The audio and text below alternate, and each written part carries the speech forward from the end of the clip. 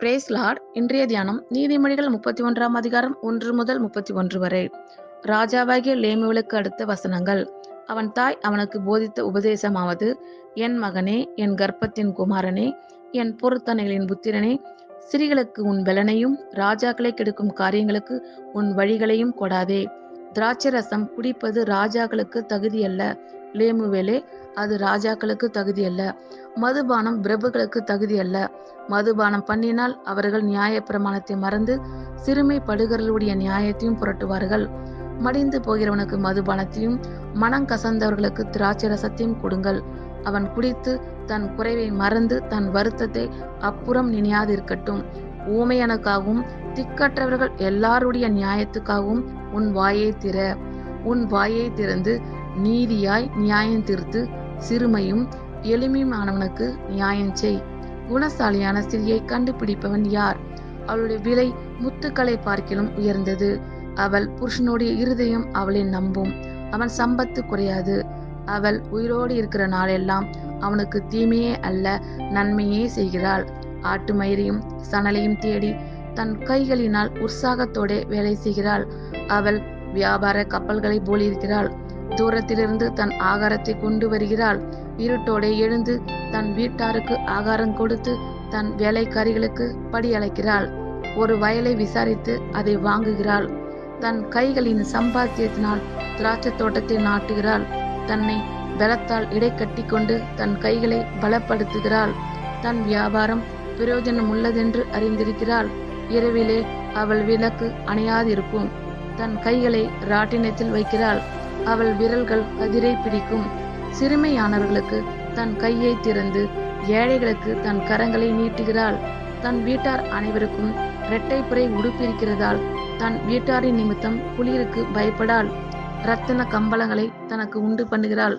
மெல்லிய புடவையும் இரத்தாம்பரமும் அவள் உடுப்பு. அவள் புருஷன் தேசத்து மூப்பர்களோடு நியாயஸ்தலங்களில் உட்கார்ந்திருக்கையில் பேர் பெற்றவனாய் இருக்கிறான். மெல்லிய புடவைகளை உண்டு பண்ணி விற்கிறாள். கச்சைகளை வர்த்தகரிடத்தில் ஒப்புவிக்கிறாள்.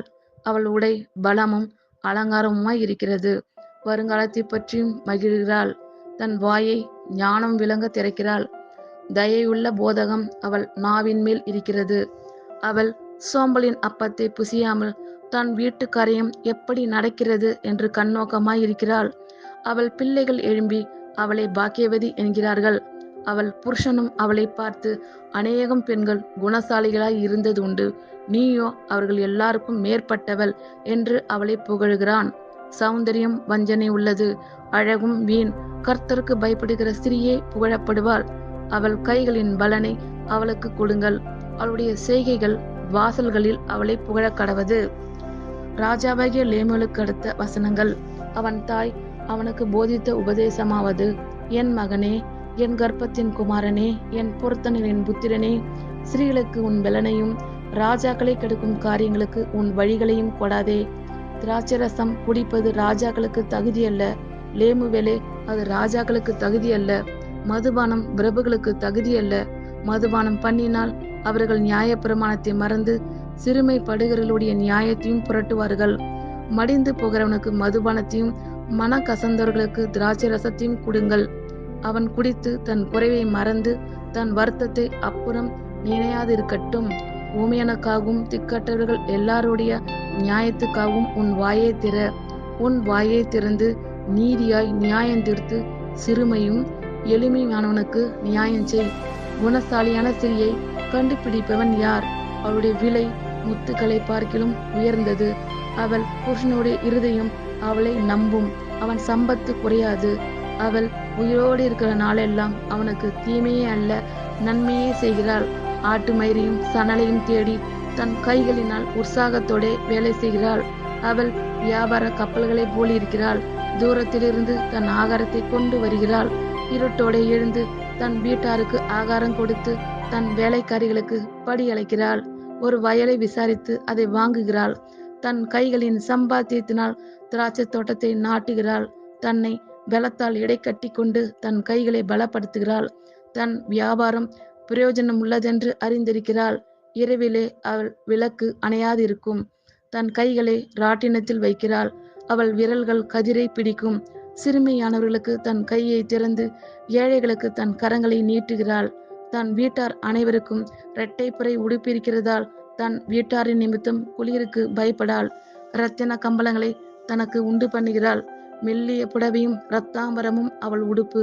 அவள் புருஷன் தேசத்து மூப்பர்களோடு நியாயஸ்தலங்களில் உட்கார்ந்திருக்கையில் பெயர் பெற்றவனாயிருக்கிறான். மெல்லிய புடவைகளை உண்டு பண்ணி விற்கிறாள். கச்சைகளை வர்த்தகரிடத்தில் ஒப்புவிக்கிறாள். அவள் உடை பலமும் அலங்காரமுமாயிருக்கிறது. வருங்காலத்தை பற்றியும் மகிழுகிறாள். தன் வாயை ஞானம் விளங்க திறக்கிறாள். தயை உள்ள போதகம் அவள் நாவின் மேல் இருக்கிறது. அவள் சோம்பலின் அப்பத்தை புசியாமல் தன் வீட்டு காரியம் எப்படி நடக்கிறது என்று கண்ணோக்கமாயிருக்கிறாள். அவள் பிள்ளைகள் எழும்பி அவளை பாக்கியவதி என்கிறார்கள். அவள் புருஷனும் அவளை பார்த்து, அநேகம் பெண்கள் குணசாலிகளாய் இருந்ததுண்டு, நீயோ அவர்கள் எல்லாருக்கும் மேற்பட்டவள் என்று அவளை புகழ்கிறான். சௌந்தரியம் வஞ்சனை உள்ளது, அழகும் வீண். கர்த்தருக்கு பயப்படுகிற ஸ்திரியே புகழப்படுவாள். அவள் கைகளின் பலனை அவளுக்கு கொடுங்கள். அவளுடைய செய்கைகள் வாசல்களில் அவளை புகழ கடவது. ஆமேன்.